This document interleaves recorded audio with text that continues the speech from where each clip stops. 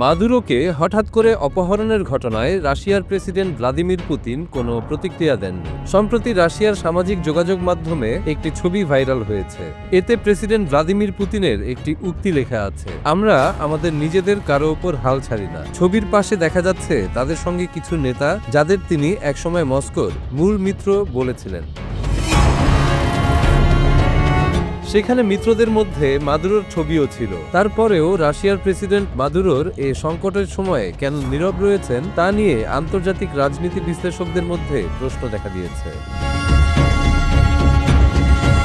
মাদুরোকে আটক করার আগে যুক্তরাষ্ট্রের সেনারা ভেনেজুয়েলায় রাশিয়ার সরবরাহকৃত বুক 2MA আকাশ প্রতিরক্ষা ব্যবস্থা এবং রাডারে হামলা চালায়। এই প্রতিরক্ষা সরঞ্জামগুলো সমুদ্রবন্দর ও বিমানবন্দরে স্থাপন করা হয়েছিল। তবে কারাকাসের সাথে মস্কোর প্রতিরক্ষা সহযোগিতা চুক্তিটি অস্পষ্ট ছিল এবং বিদেশি আক্রমণের ক্ষেত্রে তাৎক্ষণিক সামরিক সহায়তার কথা সেখানে ছিল না।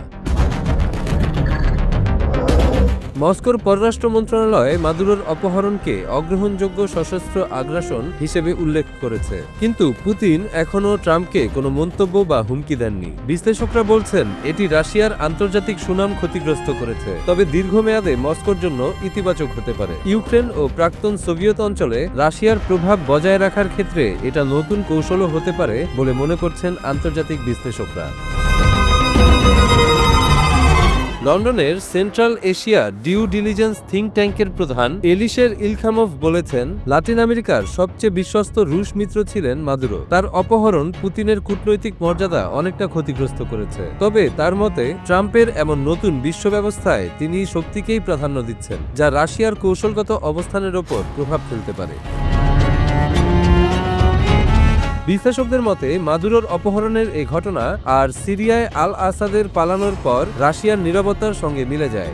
এক তথ্য অনুযায়ী ট্রাম্প ও পুতিন গত বছরের আগস্টে মাদুরোকে তালিকাভুক্ত করেছিলেন এবং আগ্রাসনের ক্ষেত্রে সীমাবদ্ধতার বিষয়ে আলোচনা হয়েছিল। এই আলোচনায় ইউক্রেন ও আর্কটিক অঞ্চলের হাইড্রোকার্বন উন্নয়নের বিষয়ে ভবিষ্যৎ কৌশলও অন্তর্ভুক্ত থাকতে পারে। রাশিয়ার তেল কোম্পানিগুলো পিছিয়ে থাকলেও যুক্তরাষ্ট্রের প্রযুক্তি ব্যবহার করে পশ্চিম সাইবেরিয়ার বাজেনভস্কা শেলের তেল উৎপাদন সম্ভব। বিশ্লেষকরা বলছেন এটি যুক্তরাষ্ট্রকে বড় ধরনের ভূ রাজনৈতিক সুবিধা দিতে পারে। চীনের উপর শক্তি নির্ভরতা সীমিত করাও সম্ভব হতে পারে। মাদুরোর অপহরণ রাশিয়ার জন্য সরাসরি কোনো হুমকি সৃষ্টি করেনি। ক্রেমলিন প্রভাবিত মিডিয়া ও বিশ্লেষকরা এটিকে যুক্তরাষ্ট্রের নীতিগত পদক্ষেপ হিসেবে দেখাচ্ছেন। তবে বিশেষজ্ঞরা মনে করছেন মাদুরোকে অপহরণ ও আটক করার ঘটনায় নিশ্চুপ থাকলেও ট্রাম্পের সঙ্গে পুতিনের সম্পর্ক দ্রুত উন্নত করতে সাহায্য করবে না। কার্নেগি এন্ডাউনমেন্ট ফর ইন্টারন্যাশনাল পিসের বিশ্লেষক গালিয়া ইব্রাহিমোভা বলেন, মাদুরোর দলে যদি কেউ যুক্তরাষ্ট্রকে তথ্য পৌঁছে দিয়ে থাকে তা পুতিনকে আরো সতর্ক করবে। তিনি নিজেকে নিরাপদ রাখতে নতুন নিরাপত্তা ব্যবস্থা গড়ে তুলবেন। মাদুরোর অপহরণের ঘটনা পুতিনকে ভবিষ্যতে ইউক্রেনের প্রেসিডেন্ট ভলোদিমির জেলেনস্কিকে লক্ষ্য করে পরিকল্পনা তৈরি করার জন্য উদ্দীপনা দিতে পারে। 2000-এর দশকে ক্ষমতায় আসার পর পুতিন ভেনেজুয়েলার হুগো চ্যাভেজ এবং মাদুরোর সঙ্গে ঘনিষ্ঠ সম্পর্ক তৈরি করেছেন। চ্যাভেজ রাশিয়ার তৈরি অস্ত্র কিনেছেন এবং মস্কো ভেনেজুয়েলায় AK-47 তৈরি করার ফ্যাক্টরি চালু করেছে। তবে প্রযুক্তিগত সীমাবদ্ধতার কারণে তেলের উৎপাদন কমেছে, যা দীর্ঘমেয়াদী অর্থনৈতিক সংকট ও দক্ষ জনশক্তির অভাব সৃষ্টি করেছে।